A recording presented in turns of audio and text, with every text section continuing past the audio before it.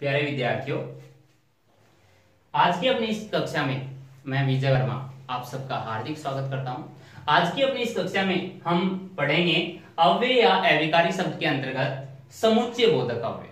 इससे पहले हमने अव्यय या अविकारी शब्दों के बारे में जान लिया, जिसमें हमने सबसे पहले क्रिया विशेषण भेद पढ़ा, उसके बाद हमने संबंध सूचक अव्यय पढ़ा और ये तीसरा भेद है अपना समुच्चय बोधक अव्यय। समुच्चय बोधक अव्यय होता क्या है? सीधी सी परिभाषा आपको मैं बता रहा हूं। जैसा कि आप देख पा रहे हो कि जो शब्द दो शब्दों, दो वाक्यों या वाक्यांशों को जोड़ने का कार्य करते हैं, दो शब्दों, दो पदों, वाक्यों या वाक्यांशों को जोड़ने का कार्य करते हैं, उन्हें समुच्चय बोधक अव्यय कहते हैं। समुच्चय बोधक अव्यय को आप योजक भी कह सकते हो। इसका दूसरा नाम क्या है? आप इसको दूसरा नाम दे सकते हो योजक।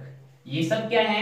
योजक कहलाते हैं। योजक का मतलब भी क्या है? जोड़ने का काम करने वाले अव्यय। जो जोड़ने का काम करते हैं वो योजक या समुच्चय बोधक अव्यय होते हैं। जैसे और है, लेकिन, अन्यथा, परंतु, इस तरह की बहुत सारे उदाहरण आपको, योजक शब्दों के उदाहरण आपको मिल जाएंगे, जिनके बारे में हम सविस्तार से आगे पढ़ेंगे। तो सबसे पहले हमने परिभाषा के बारे में जाना, अब जानते हैं हम समुच्चय बोधक अव्यय के भेद। जैसा कि मैं आपको बता रहा हूं, समुच्चय बोधक अव्यय के दो भेद होते हैं। पहला है अपना समानाधिकरण समुच्चय बोधक के अव्यय। तो पहले जानेंगे हम समानाधिकरण समुच्चय बोधक अव्यय क्या होता है। तो समानाधिकरण, जैसा कि आप इस शब्द के अर्थ के अनुसार देख पा रहे हो, समान, समानता देखने को मिलेगी। वो किस तरह के पदों में जो जोड़ने का काम करेंगे? जो दो या दो से अधिक समान पदों या वाक्यों को जोड़ने का काम करते हैं। दो या दो से अधिक समान पदों या वाक्यों को जोड़ने का काम करते हैं, वो समानाधिकरण योजक शब्द कहलाते हैं, समानाधिकरण समुच्चय बोधक अव्यय कहलाते हैं। अब समानाधिकरण जो समुच्चय बोधक अव्यय हैं, इनको भी हम चार भागों में बांट सकते हैं। सबसे पहला अपना संयोजक समानाधिकरण समुच्चय बोधक अव्यय। संयोजक में जो जोड़ने का काम करते हैं समान पदों या समान वाक्यों को, वो हैं अपने पास और है, तथा है, वह है, एवं है, ये सब संयोजक। वियोजक अलग करने का वक्त, उनमें है किंतु, परंतु, बल्कि, लेकिन, मगर, पर, ये सब क्या है? वियोजक के समानाधिकरण समुच्चय बोधक के अव्यय। तीसरा भेद हमने बनाया विकल्पक। विकल्प देखने को मिलेगा, विकल्प देखने को मिले, उन विकल्प दिखाने के लिए हम या, अथवा, चाहे, ने आदि योजक शब्दों का प्रयोग कर सकते हैं। और चौथा है अपना परिमाण सूचक समानाधिकरण समुच्चय बोधक के अव्यय।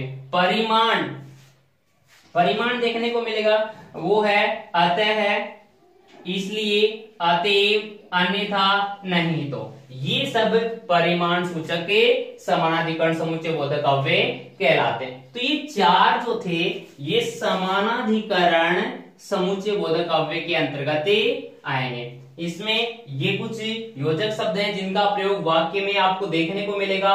दो पदों के बीच या दो वाक्यों के बीच, वो समानाधिकरण समुच्चय बोधक अव्यय कहलाएंगे। अब बात करते हैं दूसरा भेद।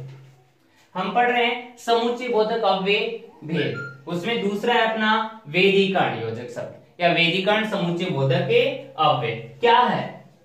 जो अव्यय शब्द किसी वाक्य के आश्रित उपवाक्यों को जोड़ते हैं, आश्रित उपवाक्यों को जोड़ते हैं, वो वेदीकरण समुच्चय बोधक अव्यय कहलाते हैं। अब बात करते हैं हम उपवाक्य की।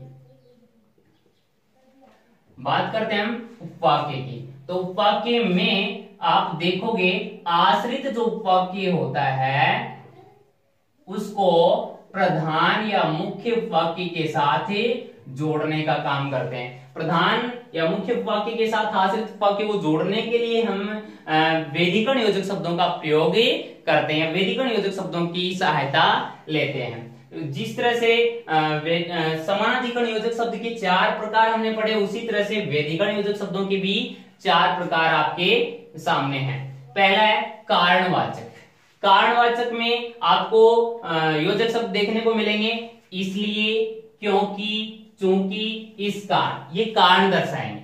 दूसरा है अपना उद्देश्य सूचक या उद्देश्य वाचक, जिसमें है जो कि, ताकि, जिससे, ये सब उद्देश्य को निर्धारित करेंगे। तीसरा है संकेत सूचक। संकेत सूचक में यदि, तो, यद्यपि, फिर भी, जब, तब, ये सब हैं संकेत दर्शाएंगे। और अंतिम प्रकार है स्वरूप सूचक। स्वरूप सूचक में आपको योजक शब्द देखने को मिलेंगे कि, जो, अर्थात, मानो। ये चार थे अपने वेधिकरण योजक के शब्द, या कह सकते हो वेधिकरण समुच्चय बोधक के अव्यय। अब हमारे पास प्रश्न किस तरह से पूछा जाएगा, देखिए उदाहरण मैं आपके सामने रख रहा हूं। मेरी बात मान लो, अन्यथा तुम्हें पछताना पड़ेगा। पद परिचय के अंतर्गत आपको पद रेखांकित मिलेगा, अन्यथा।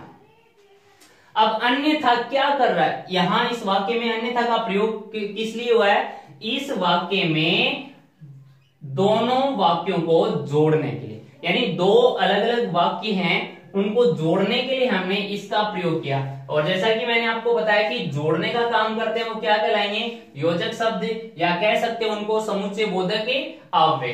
तो ये यहाँ इसका परिचय आप दोगे तो इसके अंतर्गत आप बताओगे अन्यथा क्या है, समुच्चय बोधक के अव्यय। अगर भेद की बात करें तो भेद आप बता सकते हो, अन्यथा को किस में रखोगे आप, समानाधिकरण समुच्चय बोधक अव्यय। क्यों, क्योंकि ये दो समान वाक्यों को यहां जोड़ रहा है।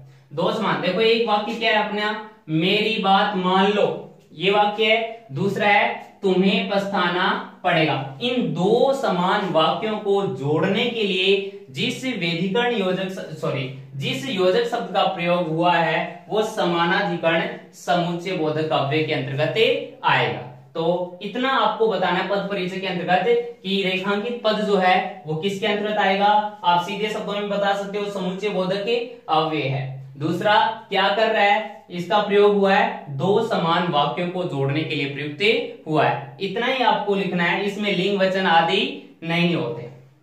दूसरा उदाहरण देखिए, मैंने परिश्रम किया मगर सफलता नहीं मिली। यहाँ मगर को रेखांकित कर दिया, मगर भी यहाँ क्या कर रहा है, दो वाक्यों को जोड़ने के लिए प्रयुक्त हुआ है। और मगर को भी किस में रखा हमने, समानाधिकरण योजक के शब्दों में।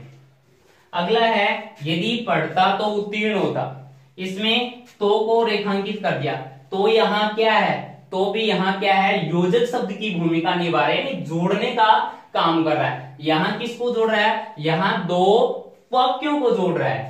किसको जोड़ रहा है, यहाँ दो वाक्यों को। तो यहाँ दो वाक्यों को जोड़ रहा है, तो भी ये किस में आएगा, समुच्चय बोधक अव्यय या योजक के शब्द कहलाएगा। अगला है गांधी जी ने कहा कि सदा सत्य बोलो, कि यहाँ योजक शब्द बन करके आया है, यानी ये यहाँ जोड़ने का काम कर रहा है। और जोड़ने का काम करते हैं वो योजक शब्द कहलाते हैं या समुच्चय बोधक अव्यय कहलाते हैं। अगला है करो या मरो, इसमें या जो है, या भी क्या है, योजक शब्द के रूप में है। तो इसका परिचय भी आपको देना हो तो आप लिखोगे या क्या है अपने पास, या है समुच्चय बोधक अव्यय या योजक के शब्द। और ये दो वाक्यों को जोड़ने के लिए प्रयुक्त हुआ है। इस तरह से आप पद परिचय के अंतर्गत जो समुच्चय बोधक अव्यय हैं उनका परिचय आप दे सकते हैं।